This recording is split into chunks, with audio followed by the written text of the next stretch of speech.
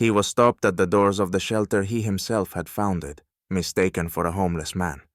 This moment of humiliation exposed personal bias and the deep-rooted injustice within the system. What happened next will astonish even the most seasoned observers. But let's start from the very beginning. James Hall, an elderly black man clad in his old coat and leaning on a worn cane, slowly approached the doors of the shelter he had founded 20 years ago.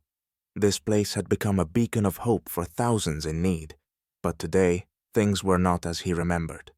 The shelter door was closed, and standing before it was a young white volunteer James had never seen before.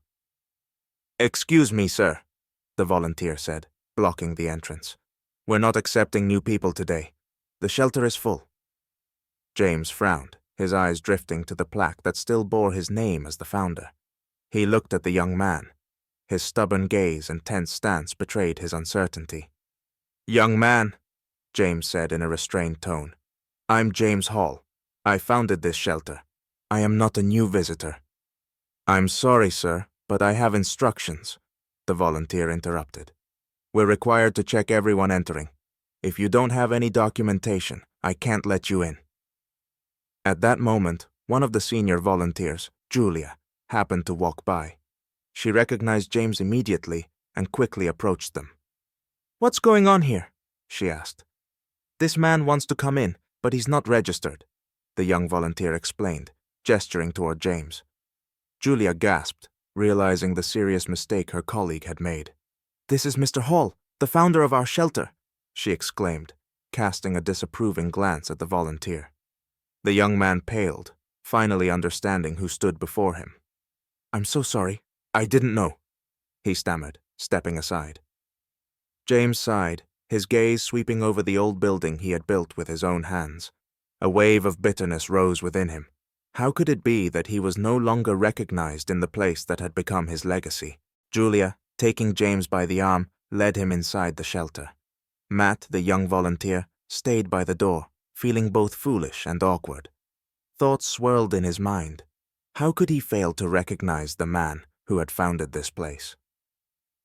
Julia brought James to the common hall. Everything there seemed to be running as usual. People lined up for hot meals, volunteers distributed clothes and medical supplies. Yet James felt that something had shifted. Familiar faces looked at him with faint puzzlement, as if his presence was unexpected. "I'll speak to him later," Julia said, trying to smooth things over. "He's new. He didn't know." James nodded silently, but a sense of hurt was growing inside him. It pained him to feel like a stranger in the very place he had built. Meanwhile, Matt was determined to figure out why James, an elderly man in worn clothes, was being referred to as the legendary founder he'd only vaguely heard about. He approached one of the senior volunteers, Lisa, and asked directly, "Who is that man? Why is he so important?" Lisa, unable to hide her irritation, replied, "Matt, that's James Hall, the man who made all of this possible. He raised the funds, built the shelter, and spent decades fighting for the rights of the homeless. You should have recognized him." Lisa's words stung Matt's pride.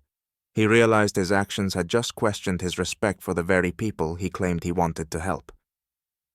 Meanwhile, James decided to walk around the facility. He peeked into the kitchen and checked the clothing storeroom. In every corner, small details caught his eye, revealing how much the shelter had changed. The shelves were cluttered with useless items. There was no sense of order, and the volunteers seemed more focused on rules than on the people they were supposed to serve. "This isn't the place I built," he muttered to himself, unable to suppress a sigh. He approached a group of volunteers, where Matt was among them. James wasn't one to leave situations unresolved. "Young man, do you know why I created this shelter?" he asked quietly, making Matt look up. Matt hesitated, visibly uncomfortable, but tried to maintain his composure. "To help people, sir." "Helping people isn't just about following instructions," James replied. "It's about seeing the person beyond their need. Today, I had to prove I belonged here. Think about that." James's words struck Matt like a lightning bolt. For the first time, Matt understood that his actions weren't just a mistake. They were a symptom of how easily people judge others based on appearances. After the conversation, James left the room, leaving Matt deep in thought. It was a blow to Matt's overconfidence, but it marked the beginning of his inner transformation. After the confrontation, James decided to speak with Julia. He found her in the office, sorting through paperwork. "Julia, I have a question for you," he began. "When did we start prioritizing rules over seeing the stories behind each person?" She set aside the documents, sensing the weight of his tone. "James, we've grown, and it's become harder," she admitted. "You know that since you stepped away, some decisions have been made without fully considering our original mission." James paused, his face thoughtful but focused. "Then we're losing the soul of this place." Meanwhile, Matt, deeply unsettled by James's earlier words, began asking other volunteers about James's past and the shelter's history. One of the senior staff members, Steve, shared the story of the shelter's early years. James opened the doors to this place when he was almost homeless himself. He knew what it meant to lose everything. He spent nights sleeping in churches, saving every penny to make this shelter a reality. This place is his life. Those words shook Matt. Shame over his earlier behavior welled up, but so did a determination to change.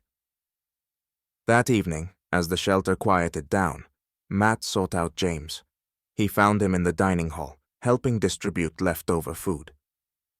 "Mr. Hall," Matt began hesitantly, "I want to apologize for my behavior this morning. I judged you by your appearance, and that was unacceptable." James looked at him carefully, then nodded. "Acknowledging a mistake is the first step, but what matters more is what you do next. Knowledge without action is a wasted opportunity." Matt nodded, taking James's words to heart. "I want to learn more about the shelter, about your mission. Can I work alongside you to make things right?" James paused, then replied, "It's not about working with me. It's about seeing people for who they are. Start small. Ask them how you can help." The next day, Matt began interacting with the shelter's guests, asking simple questions. "How are you doing? What can I do to help?" His perspective started to shift.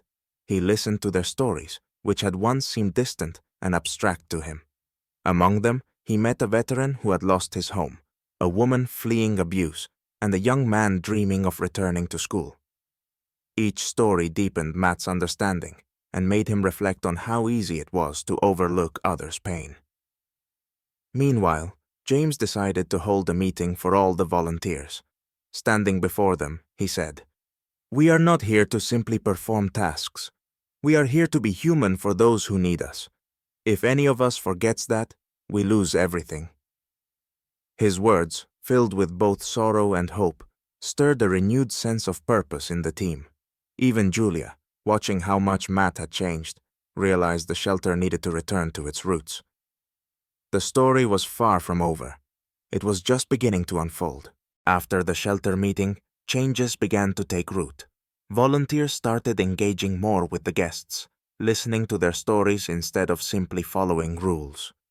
Matt, inspired by James's words, became an active participant in these transformations. One day, he helped an elderly man find warm clothing. Watching this, James said, "You're beginning to understand the essence of helping. This is just the beginning." A shelter guest recorded a video thanking the organization for saving her after a devastating fire. The video quickly spread across social media, catching the attention of journalists. James gave a brief interview, saying, "Our shelter is a place where people reclaim their dignity." The community's support grew, allowing Julia to propose new programs, psychological counseling, and skill-building workshops for the guests. James approved, recognizing that the shelter was moving in the right direction. At the final dinner, everyone, guests and volunteers alike, sat together at one table. James watched them with a smile. Matt sat beside him and quietly said, "You've brought the soul of this shelter back, Mr. Hall." James replied, "We did this together. The key is not to lose it again." The shelter had once again become a beacon of hope, and the lessons learned there left a lasting impact on the volunteers, shaping them for years to come.